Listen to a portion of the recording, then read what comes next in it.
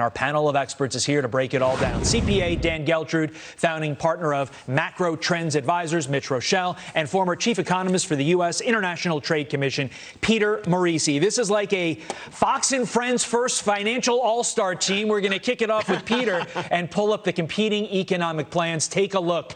The Trump plan, of course, includes tax cuts made permanent, cutting the capital gains tax, states deciding the minimum wage, and cutting payroll taxes. The Biden plan consists of repealing the Trump tax cuts, increasing capital gains tax, a $15 minimum wage, and a payroll tax for earners over $400,000. Peter, which plan should the average undecided voter want? They should want the Trump plan, simply because although Biden won't raise taxes on folks that earn less than $400,000. The impact on economic growth will be so negative and profound, especially on startups and technology, that by the end of the decade, their household incomes will be down about 10%. Interesting. That's $6,500 a household. So, I mean, he gets you one way, he gets you another. It's a terrible plan. All right. Mitch, next question to you. We sent Carly Shimkus to hit the streets to talk to voters about the economy. Here's what they had to say.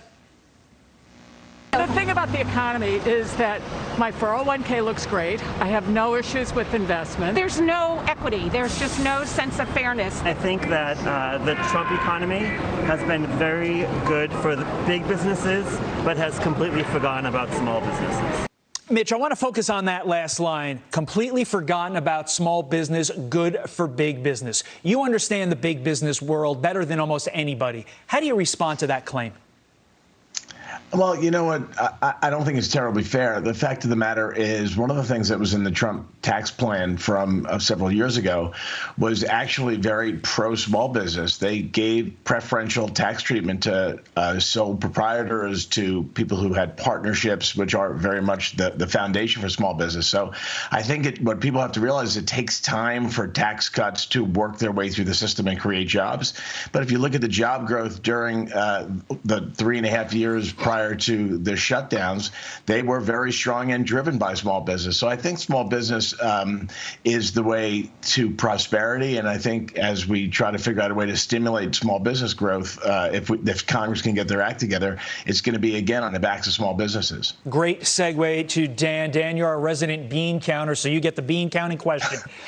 Critics are going to say the COVID response was expensive, still is expensive, and we need to raise taxes to pay for it. How do you respond?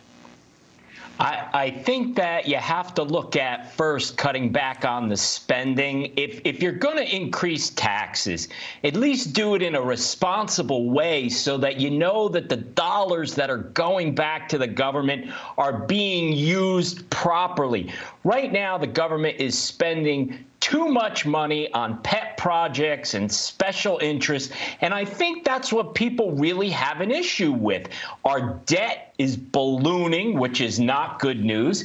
So until we get some really financial wherewithal in Congress, I don't see how Congress can raise taxes and possibly think this is a good thing, that we're going to tax our way to prosperity. The way to prosperity is more jobs, which obviously then increases the tax base. All right, we're going to do a quick lightning round here. The topic, looking at the early voting, there's like 60+ million people who voted already. I know you don't know a lot of undecided people in your community, so 15 seconds to each of you. Will the economy matter in the days leading up to the election, the 7 days we have between now and Election Day, in terms of changing the vote? Peter. We have a vaccine in sight, and the reason we're seeing the Trump surge is because people are refocusing on the economy, and when they do that, they have more confidence in Mr. Trump than they do Mr. Biden. So I think it will make a difference. The question is, does Trump get there? Mitch.